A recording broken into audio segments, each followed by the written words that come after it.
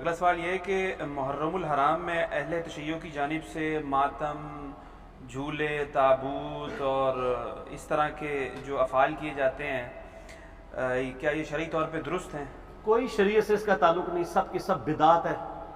दीन के अंदर एग्जैजरेशन की गई है और इससे भी आगे बढ़ चुके हैं। अब तो जंजीर जनी और छुरियां मारने तक बात आ चुकी है। हालांकि मुफ्ती आजम जो है ईरान के खामनाई साहब, उनका फतवा है कि ये हराम है छुरी मारना अपने आप को।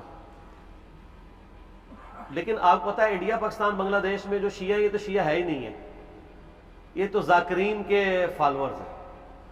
कोई इल्मी शगफ इनका है नहीं है।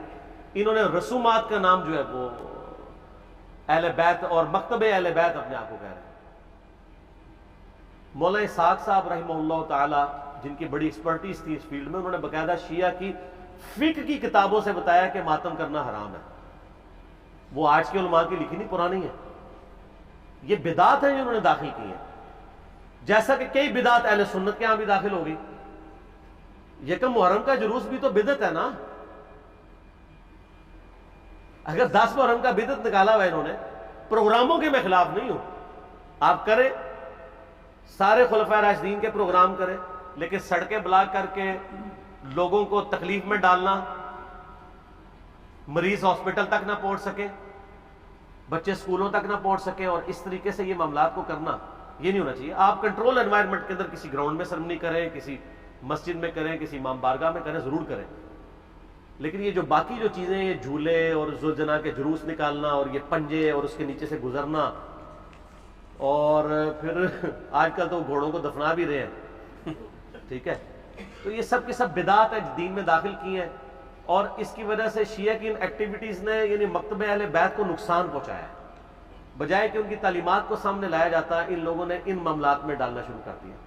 मातम भी बिल्कुल हराम है। मैंने यूट्यूब पे मेरा क्लिप ऑलमोस्ट 20 लाख के करीब लोग देख चुके हैं। मातम के हक में शिया के 3 दलाइल, मैंने उसका जवाब दिया, और उसमें जो एक टॉप ऑफ द लिस्ट ये पेश करते हैं, मैं हुसूल बरकत के लिए अर्ज कर देता हूं। बल्कि वो मैं अगले दिन एक शिया आलिम को देख रहा था, तो वो दुनिया टीवी पे एक प्रोग्राम था, उस पर बैठ के वो कह रहे थे कि जी पहला मातम तो सैयदा आयशा ने किया, ठीक है, नाम मैं नहीं लेता, आप सबको पता है, क्योंकि नाम वाली पॉलिसी अब नहीं है। तो अब उस बेचारे का भी कसूर नहीं है, उसने अपने बाबू से ही सुना हुआ है। उसने मुस्नद अहमद खुद खोल के भी नहीं कभी देखी होगी, सुनी और नहीं खोली भी, तो उस बेचारे ने कहां से खोलनी है, जिनकी अपनी किताब है। हमने बहुत पहले रिकॉर्डिंग करा दी कि मुस्नद अहमद में आगे अल्फाज है, सैयदा आयशा कहती है, इतना हिस्सा तो बुखारी मुस्लिम में भी मौजूद है कि नबी अलैहिस्सलाम की वफात मेरी गोद में हुई। तो सर, इससे सैयदा आयशा की यह फजीलत तो साबित हुई कि अल्लाह ताला ने अपने महबूब सल्लल्लाहु अलैहि वसल्लम को सैयदा आयशा की गोद में वफात दी, तो यह फजीलत भी तो साबित हो रही है ना। तो यह भी फजीलत फिर माने ना।